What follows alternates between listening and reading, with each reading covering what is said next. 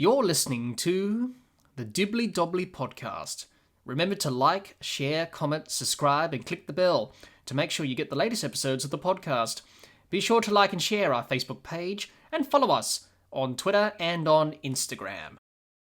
Hi everyone, welcome back to another episode of the Dibbly Dobbly Podcast. And on today's episode of the podcast, we're going to be reviewing the 2023 Ashes series, talking about how England and Australia went about their business in this Ashes series with both the bat and with the ball.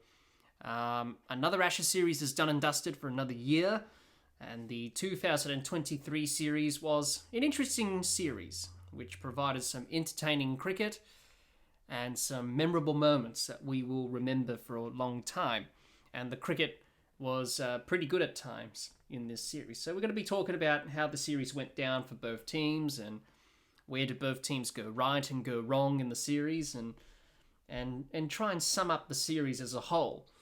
And many people have been talking about this series being one of the best Ashes series they've ever witnessed for a very long time. So that's what we're going to be doing today on this episode of the podcast. But before we do that, let's talk about the results from the 5 test matches of this Ashes series. The first test match at Edgbaston to kick off the series, Australia won by 2 wickets. Usman Khawaja was named player of the match. The second test match at the home of cricket at Lords, Australia won by 43 runs. Steve Smith was named player of the match. The third test at Headingley, England won by 3 wickets. Mark Wood was named player of the match. The fourth test at Old Trafford ended in a very subdued, wet draw due to wet weather. And Zach Crawley was named player of the match. The fifth and final test at the Oval to end the series, England won by 49 runs. Chris Woakes was named player of the match. The series was drawn at 2-2, and Chris Woakes was named the player of the series and won the Crompton Miller Medal as the player of the series in this Ashes series. So those were the results over the 5 test matches of this Ashes series in 2023. Let's talk about England and Australia's performances across this Ashes series and how both teams went about their business in this Ashes series with both bat and ball, how the batters performed, how the bowlers performed on both sides. Let's start with the home team, England, and let's talk about their batters' performance in this series. Leading run scorer was Zach Crawley with 480, followed by Root with 412, Stokes 405, Brook 363, Bairstow 322, Duckett 321, Moeen Ali 180, and Pope with 90. So that's how the England batters went about their business in this Ashes series with the bat. And England's batting in this series was brilliant at times, but also poor at times in this series. But that's the way they play with this new mantra of theirs, with Bazball being positive, showing good intent. There's always going to be glimpses of brilliance and glimpses of unbrilliance. And that's what we've seen from England across this series. Their batting was pretty questionable in the first 2 test matches at Edgbaston and Lords, especially Lords, where they were 1 for 188 in the first innings and then were bowled out for 325, and they missed a bit of an opportunity there to really press home their advantage in that second test. So their batting across the first 2 test matches were a little bit poor, but then after Lords, Headingley, Old Trafford, and the Oval, the batting unit started to play well and balance smart cricket with Bazball, and they did that really well. And they made the Australian bowlers look like a second 11 bowling attack at times in this series. But I suppose, with England playing this brand of cricket, it is going to bring the best out of their players. We saw that from a lot of their batters in this series. Zach Crawley, first of all, leading run scorer of the series for England. 189 he scored at Old Trafford was an unreal innings, was unbelievable. The way he, power hit the ball, He dispatched all the Australian bowlers to all parts of Old Trafford in that innings. Just went off, really. And Zach Crawley, this could be a series, and probably that test match in the fourth test at Old Trafford could be really series and career defining for Zach Crawley in his test career. As we know with Zach Crawley, he's been an inconsistent player. People have been frustrated, especially England fans, with his performances, but in this series, he performed pretty well. The first ball of the series, he smashed through the covers for 4 at Edgbaston to set the tone for England. His innings, as I mentioned, at Old Trafford was pretty good. He made some good contributions, half centuries, and also, doing his part for the team. So he was definitely one of England's best batters in this series. And then Joe Root had a pretty good series. 400 runs for Joe Root, averaging nearly 52. Very consistent performer. We saw him play some array of shots. That lap that he hits for 6, against the fast bowlers. He did that to Cummins. He did that to Scott Boland. He did that to everyone, really, in the Australian bowling attack. But he's the one that held the glue together for England in their batting performances across this series. He played some important knocks, obviously the century in the first test, 118 at Edgbaston, and then the last test match at the Oval got 91, which was very important in the second innings. So Joe Root, always a reliable player, had another great series. Ben Stokes, as captain, led the way for England in this series. The way that he speaks, the way that he portrays himself as a leader. He wants to be a leader that inspires people. And that's what he's certainly done in this England side. He certainly did that with the bat. He didn't have much of a role with the ball in this series, Ben Stokes, but with the bat, he was pretty good. 400 runs. The 155 he got at Lords was pretty special, even though England didn't win that test match at Lords in the run chase. But it definitely sent a message to Australia that England are not going to die wondering, and that certainly was the case to follow in the 3 test matches to follow after Lords. But Ben Stokes, he has that way of inspiring people, inspiring his team, and he certainly did that with his innings. He played some crucial innings in the series. The run chase at Lords, the 155 nearly got England over the line. He played well at Headingley. That was an important knock in the first innings to try and get England close to Australia's first innings score at Headingley. Old Trafford, he played another important innings there. And here at the Oval, in the last test of the series, he played an important knock as well in the second innings to make sure that England were in a good position. So he had a pretty good series. Harry Brook as well had a pretty good series. Very talented, this young player from Yorkshire. 4 half centuries in the series. Could have easily got 100 or 2. Obviously batted well in the last test, got 85 in the last test of the series. There was a lot of criticism with Harry Brook, especially the second test at Lords, where he sort of played that shot, which in the first innings to the short ball, which didn't really look nice. It looked pretty ugly. A lot of people were criticising him for that. But after that test match at Lords, he was very instrumental in the run chase at Headingley, of course, playing that important knock. And also Old Trafford showed why he's heavily regarded as a batter for England in Test cricket, and also in the last Test here at the Oval of the series, he got 85. And he showcased his talent with the bat. So Harry Brook had a pretty good series for England. Johnny Bairstow had a pretty tough series. As we know, dropped catches behind the stumps as a keeper. The incident that happened at Lords, where he was stumped by Carey, and that created a lot of debate. And he sort of bounced back after that, Bairstow. I think Old Trafford, he got 99 not out. At the Oval, he did well again with the bat, scoring 70 odd or something like that. Also, Johnny's keeping improved. He took some very good catches in the last 2 test matches of the series to try and redeem himself after a very tough start to the series, Johnny Bairstow. But he had towards the end of the series, he had a major impact to play for England. But whereas in the first part of the series, he sort of let the side down a bit with his keeping and missing opportunities and dropping catches. Moeen Ali, with the bat, obviously came back because of Jack Leach's injury. He had a bit of a patchy series with the bat and the ball. And did his role to an extent, I suppose. He batted number 3 in the last few test matches of the series because Ollie Pope went injured, his shoulder, so he had to come in and fill that void at number 3, which he did. He did okay, but he had an okay series there, Moeen Ali. Ben Duckett played well in the series as well. Good opening partnerships with Zach Crawley.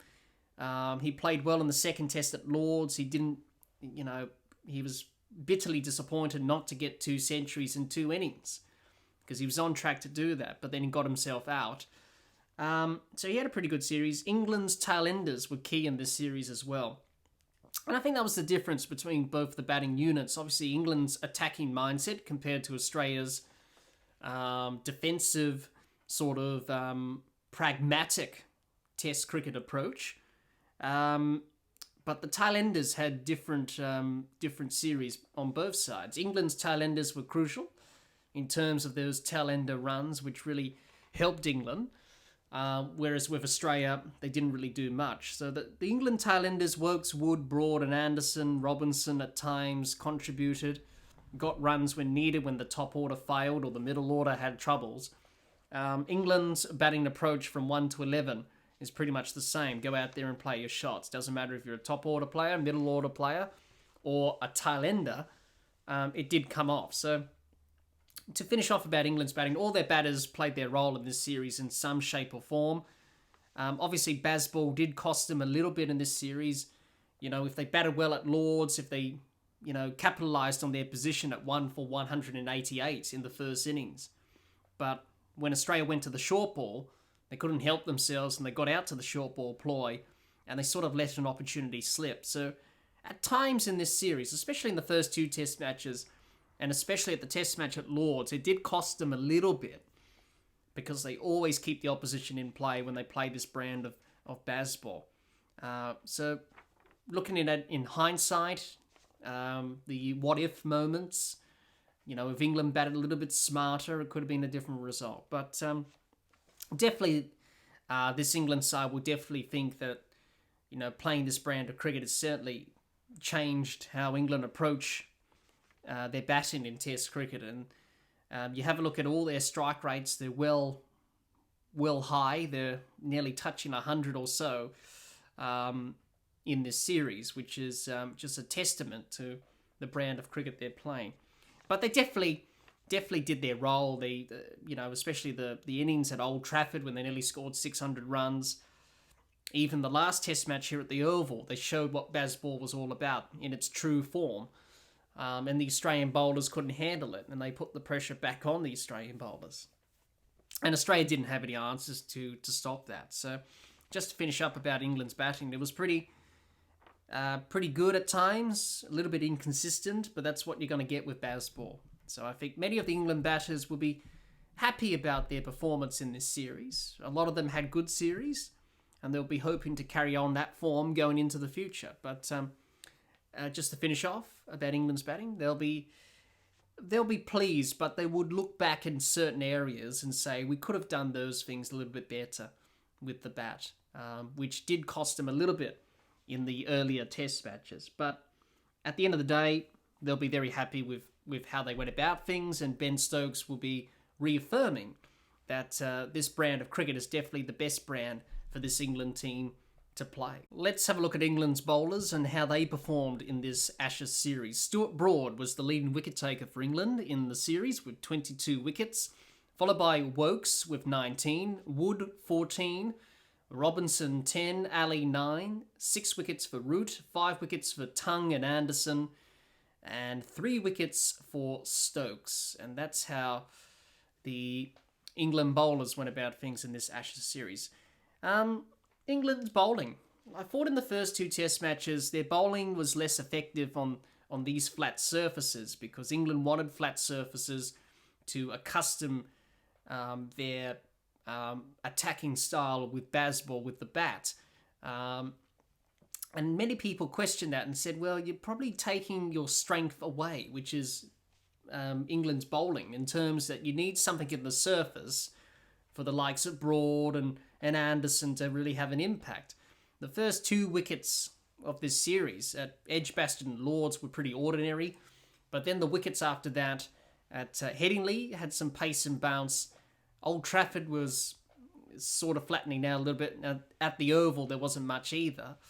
So it was definitely something that England definitely took away from their bowlers in terms of not having something in the surface to help their bowlers. So in the first 2 test matches, they were a little bit ineffective. Looked a little bit ordinary.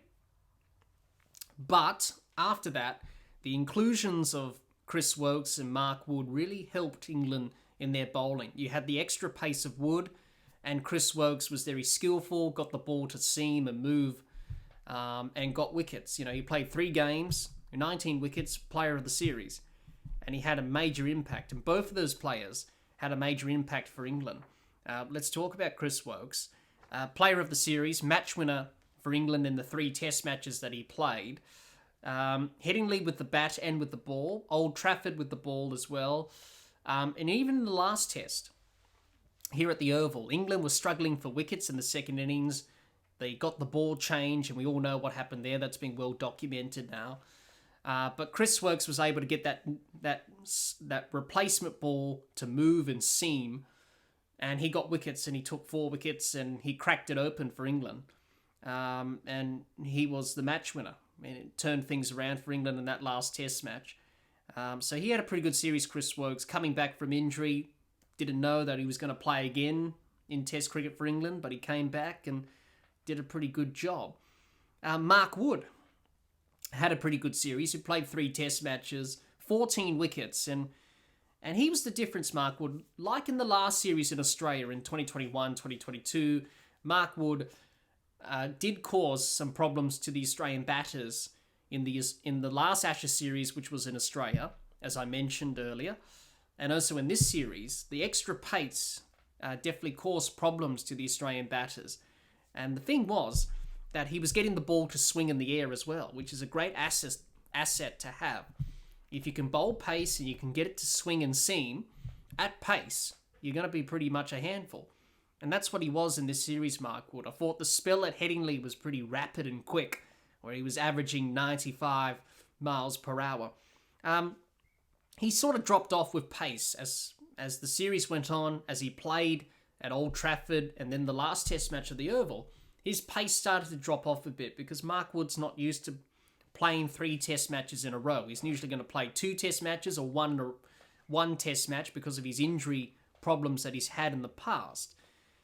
Even in the last test, he had a bruised heel, and he didn't really bowl much in the second innings. But he did his role in the last test match. You know, he took a wicket and he bowled pretty rapid, not at his rapid best, but he bowled around about 80 plus miles per hour, which is still pretty quick, even though it wasn't the quickest he bowled compared to Headingley, where he bowled 95 miles per hour.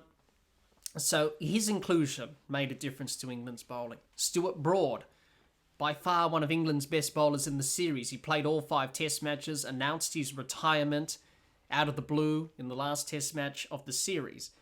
But, you know, he had a pretty good series, Stuart Broad. He got rid of David Warner numerous times. The Warner-Broad rivalry was evident in this series. He got him out a few times. And obviously, unfortunately, we won't see the Broad and Warner rivalry ever again because Broad's now retired and David Warner's going to retire soon. So that's a bit sad. It was a great battle that those two had over the years. But going back to Stuart Broad, last test match at the Oval, perfect way to end his career. To take the last 2 wickets of the test match.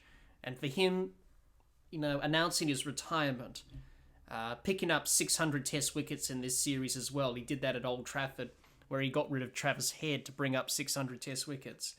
You know, he'll be pretty proud of what he's achieved, Stuart Broad, and what he achieved in this series, and also in his career as well.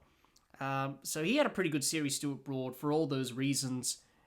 His good friend and, brilliant bowling partner in Jimmy Anderson. Let's talk about Jimmy Anderson. Didn't have a great series, Jimmy. He struggled a bit. He really struggled in the series, Jimmy Anderson. Didn't really have the same zip off the surface. The pitches didn't really help him. He was a little bit flat. The ball wasn't really swinging out of his hand or seaming. Just didn't really happen for Jimmy. Didn't really have the rhythm or that sort of rhythm that we associate with Jimmy Anderson. He took a few wickets, but I think looking back on this series, I think Jimmy Anderson would be a little bit disappointed in the way that he bowled in this series. Moeen Ali, the spinner for England, obviously coming in for Jack Leach because he was injured before the series, coming back from retirement. Moeen Ali had a patchy series with the ball. In the last Test match, he was able to take wickets and really help England win the last Test match at the Oval. But apart from that, in the Test matches he played up until the last Test, his performances were patchy with the ball. He had that finger problem at Edgbaston where the blister, the callus broke. Couldn't really spin the ball because the seam was digging into his finger and causing the blister. So he had that problem, and also his batting as well was a little bit patchy, but he batted well at Old Trafford. So yeah, he had a bit of a patchy performance, Moeen Ali, but when it mattered the most, in the last Test match of the series, he delivered. Even though he was battling a groin injury, which did hamper his batting and bowling in the last Test match, but he was able to push through that pain and get wickets for England and get the job done. Ollie Robinson, he created some debate. Robinson controversies, obviously, with the way that he went about things in the first Test match of this series at Edgbaston, especially to Usman Khawaja in particular, which seems a long time ago now. He had a bit of a patchy series as well. He missed out the the Old Trafford Test match because of back spasms. He had that at Headingley as well. Didn't play the last two Test matches because Woakes and Wood did so well. Ollie Robinson had a bit of a mixed series as well. His pace was down as well, especially in the Lord's Test match. His pace was down, so he had a bit of a patchy series, Robinson. Joe Root had a pretty good series with the ball. He picked up 6 wickets. He's more than handy as an off-spinner. Josh Tongue, the only test match that he played at Lord's, he did pretty well. Took 5 wickets. A lot of people were a bit puzzled by why he didn't have many opportunities in this series. He only played the 1 test at Lord's. He could have played easily 2 or 3, maybe 4 test matches in this series. But England saw it differently. But I thought he bowled okay at Lord's. Ben Stokes, we all know that he didn't really have much of an impact with the ball in this series because of his knee injury. So England's bowlers on a whole, if you have to compare it to Australia's bowlers, probably bowled better than Australia. And you would probably say by miles, actually, because they were able to keep the pressure on and take wickets, and whereas the Australian bowlers weren't able to do that. So just to finish up about England and their bowlers, they'll be pretty satisfied with their performance. And some of them will be disappointed in terms of how they performed with the ball and could have done better, but others would be very pleased with their performance and say, yeah, I had a pretty good series. So England's bowlers, they did the job. I think after the first 2 test matches, the last 3 test matches they were on, they looked pretty good. They were more threatening. They were more effective. Woakes and Wood coming in really added to their bowling.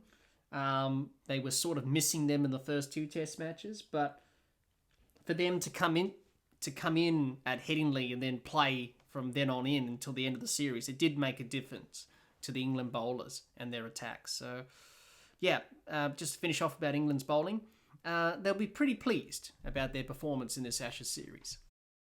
Let's talk about Australia and their performance in this Ashes series with both bat and ball. We'll start with their batters and talk about their performance as a whole in this series.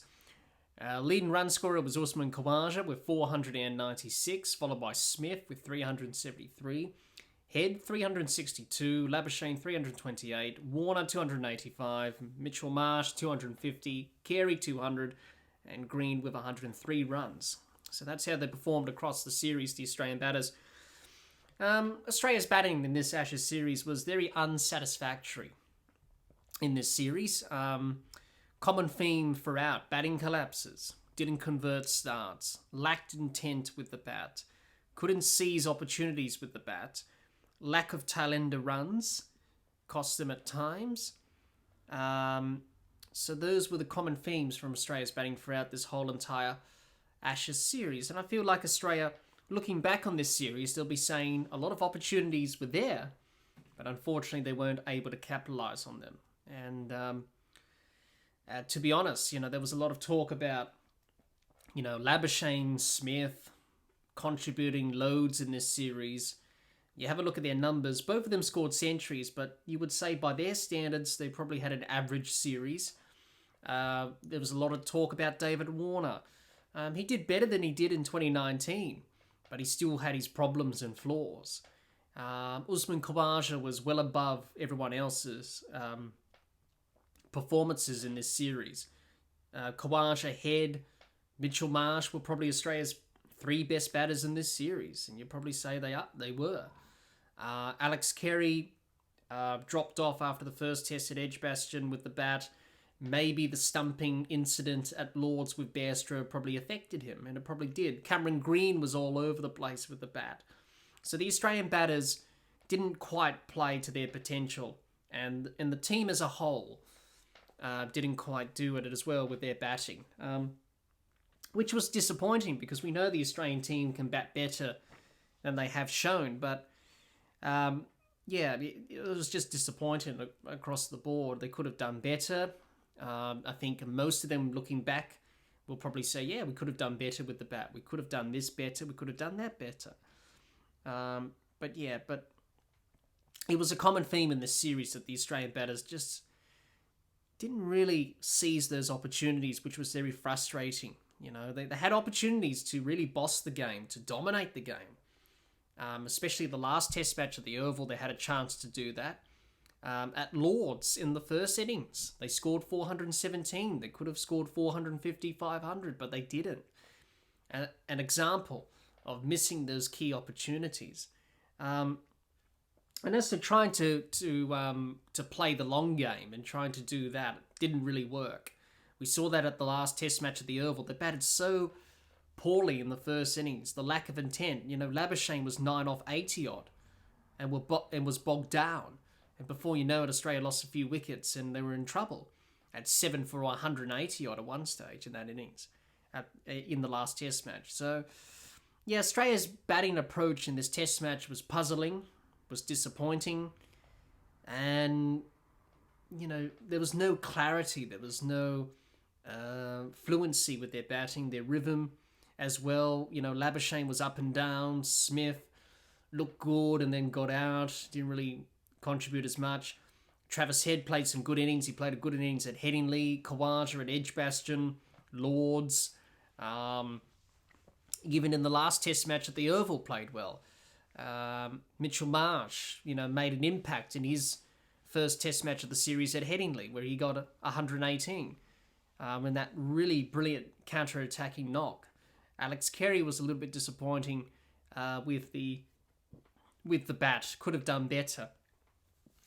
Cameron Green, as I mentioned earlier, was looking out of sorts and all over the place. So, Australia's batting approach was poor in the series, and it cost them in the end. So I think most of the Australian batters, will be disappointed about that. So it was very poor from the Australian batters, and just not doing the basics well enough for long periods of time either. So Australia's batting approach was, no doubt it's going to be questioned. It already is being questioned by many. They should have done better, really. They'll be really disappointed with how they performed across the board in this series. Really disappointed. And they'll be bitterly disappointed with their performances. But as I mentioned before, Khawaja, Head, Mitchell Marsh, probably the top 3 batters for Australia. Everyone else was, made some contributions, but could have had a better series. And that's very important to do in an Ashes series, is that when you've got opportunities with the bat, got an opportunity to force the game, to be on top in the game, you're really going to make the most of that And as I mentioned, Australia didn't really do that in this series. So nothing much to add on about Australia's batting. The common theme was batting collapses, didn't convert the starts, not many made centuries. There was only 4 centurions in the series, but you have a look at their scores, they weren't really big scores. Usman Khawaja got 141, Smith got 110, Labuschagne 111, Marsh 118. You got to convert those centuries into big centuries and big scores, which they didn't. The top order didn't really contribute as much. The middle order, the same. The tail enders, not really much either. No one really converted their starts. And as I mentioned before, lacked intent with the bat and couldn't seize the opportunities. And I think Australia, looking back on this Ashes series, they would rue those opportunities that they missed in the series. So they'll be bitterly disappointed about those missed opportunities. So just to finish up about Australia's batting, for some of them, they'll be saying, yeah, I had a pretty good series.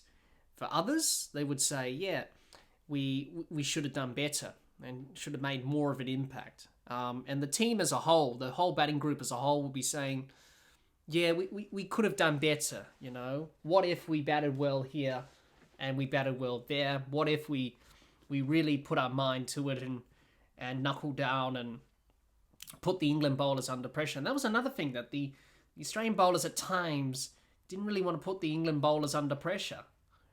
Didn't really want to play shots in anger, really. They were just content by, just doing their own thing. But I think that was sort of going against Australia as well in this series. But before we move on and talk about the bowling, just to finish up about the batting, I think Australia will be disappointed, bitterly disappointed. And I think many Australian fans will be frustrated and disappointed with the way that the Australian team batted in this Ashes series, because it was very unsatisfactory. And, it could have been a lot better.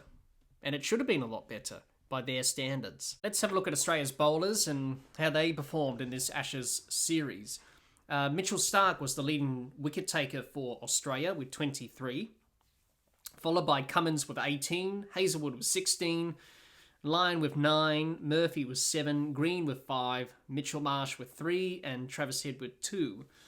And that's how the Australian bowlers performed across the series in this Ashes series with the ball.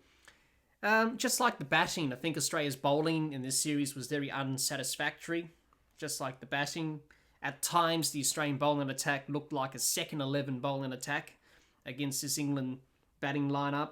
They couldn't build any sort of pressure on the England batters. They couldn't seize opportunities with the ball. Losing Nathan Lyon really hurt Australia.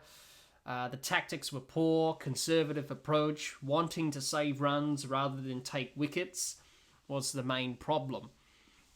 And for Australia, I don't think they handled Bazball all that well. The question going into this series was that the Australian bowlers, they will probably dominate against the England batters and probably stop Bazball. And a lot of people were saying, well, it could be the end of Bazball as we know it. But in reality, what we saw over the 5 test matches is that the Australian bowlers really struggled.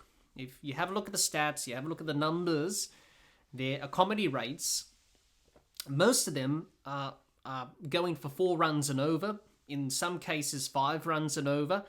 The bowling averages are well over 30 plus, which you don't associate with the Australian bowlers. With Starc, Cummins, Hazlewood, obviously Lyon played only 2 test matches, but you associate better numbers from them. It's just they didn't handle it well. I think Australia were not willing to change the tactics up. I think Starc, Cummins and Hazlewood bowl a certain way.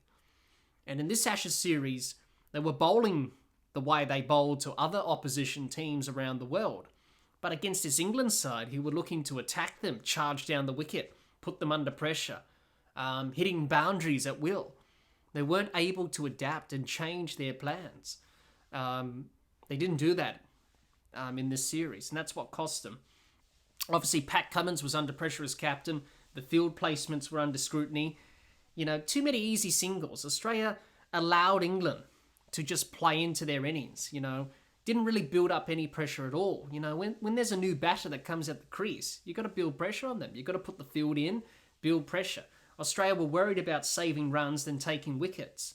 Well, what's the best way of slowing the run rate down? It's taking wickets.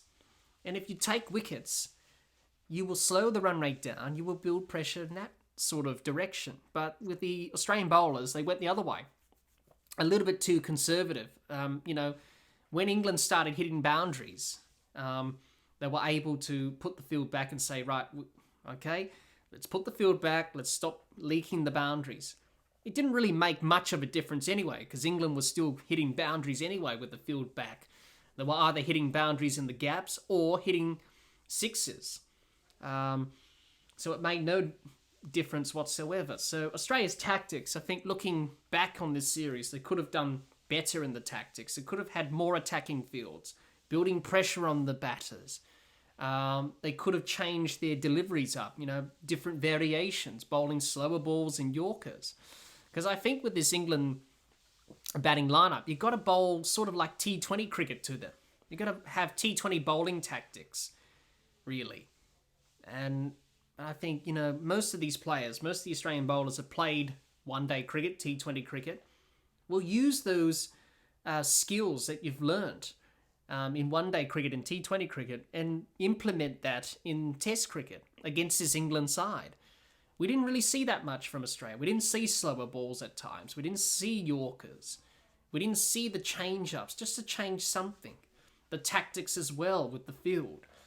So no wonder Cummins was questioned by everyone about that. So I think looking back on this series, I think the Australian bowlers would say, yeah, we didn't really perform at our best. And they didn't. As a whole, as a collective group, they didn't really perform at their best. They were very unsatisfactory. They were below par. And let's be honest and realistic about that, because they were. Compared that to the England bowlers, they were pretty good. And the Australian bowlers were just not quite on it in this series. And as a team as a whole, Australia weren't really at their dominant best as a whole, really, in this series. So with the ball, they'll be disappointed with their tactics and their strategy. I thought Mitchell Starc had a pretty good series, to be the leading wicket taker of the series. He bowled pretty well. Pat Cummins, you probably have to say, was probably the second best Australian bowler. And then Josh Hazlewood did well to pick up his wickets in the series. Losing Nathan Lyon really hurt Australia. And obviously we saw with Cummins, when Todd Murphy came into the side, he couldn't really trust Todd Murphy because, he was leaking runs as well. Whereas Nathan Lyon, he was leaking runs as well. But Nathan Lyon's a reliable off-spinner. And that pretty much sort of upsetted the bowling plans from Australia. That, okay, we have Nathan Lyon rotate. We have Nathan Lyon, I should say, bowling from one end. Then we have Starc, Cummins and Hazlewood rotating from the other end. And Nathan Lyon will keep the runs down. But losing Nathan Lyon was a big blow for Australia. It was a really big blow. And, he could have, changed the results a little bit, I think. In hindsight, that could have been the case. So they'll be disappointed about those things. It was a pretty disappointing series for the Australian bowlers. They could have done a lot better. Looking back, they could have done a lot better. And at the end of the day, the simple thing was that the Australian bowlers couldn't handle Bazball, and that's what happened. So, just to finish up about Australia's bowling, they will be bitterly disappointed. They'll be disappointed about how they performed in this series. They could have done a lot of things better. And, if they had different tactics, different plans, I think it could have been a different result in hindsight. But the Australian team were committed with their approach. They wanted to play this brand of cricket, which is their brand of cricket that they've played over the last couple of years, since Pat Cummins has come in as captain.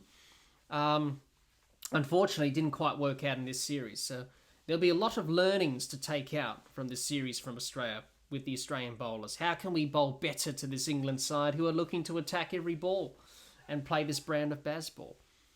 So they'll be bitterly disappointed, the Australian bowlers. And, There were plenty of opportunities, but they weren't able to grasp those opportunities, and they weren't able to make the most of their opportunities in this series as a bowling group. Now, to finish off our Ashes series review in this episode of the podcast today, my final thoughts on the series.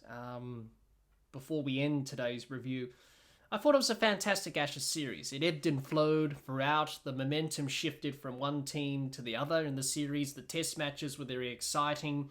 We saw some very good performances with bat and ball. Both teams had their opportunities and moments in the series. And I think England and Australia will be looking back and saying, you know what, if we did this better, if we did that better with the bat or the ball, it could have been a different result, but that's in hindsight. And I think both teams, even though both teams said 2-2 series result, both captains said at the presentation in the last test match of the Oval, they said 2-2, yeah, not a bad result, we'll take that. But I think deep down inside, I think Ben Stokes and Pat Cummins would say, you know what, maybe 2-2 isn't the best result that we could possibly ask for. You know, Australia. Pat Cummins was talking about a legacy-defining sort of tour for Australia, knowing that no Australian team has won an Ashes series in England since 2001. It was an opportunity for Smith, Warner, all these guys, Cummins and Stark, these elder statesmen in the Australian team to win a series in England. Unfortunately, that didn't quite eventuate. So Australia let an opportunity slip there. England, on the other hand, Ben Stokes, his first Ashes series as captain, could have done a lot of things differently. If England batted better at times in the series, and if they won the first test match at Edgbaston, if it wasn't for the weather at Old Trafford, it could have been a different result. But, at the end of the day, it says 2-2 in the scorebook, series drawn, and Australia retained the Ashes, and that's the way it is. But it has been a great Ashes series, and it's sort of sad in a way that, we want more Ashes cricket, obviously. This series that's gone on for 6 or 7 weeks has many ups and downs, and we saw that throughout this series with the performances. But I think this Ashes series will be remembered for a long time by many, and I think it will be talked about as well. It was another great Ashes series. You expect that in the Ashes series. You expect these great contests between England and Australia. So just to finish up, it was a pretty good series. We saw some very good cricket, and I think both teams should be proud of their efforts, and I think both teams should be proud of their performances at times in this series, because they provided some very good, entertaining test match cricket, and that's all we can ask for as fans and lovers of the great game of cricket. Thanks everyone for listening to our Ashes series review on this episode of the Dibbly Dobbly Podcast. If you're listening or watching this episode of the podcast on our YouTube channel, let us know your thoughts on this Ashes series in the comments. We would love to hear what you have to say. Thanks for listening. Until next time, keep safe and bye for now.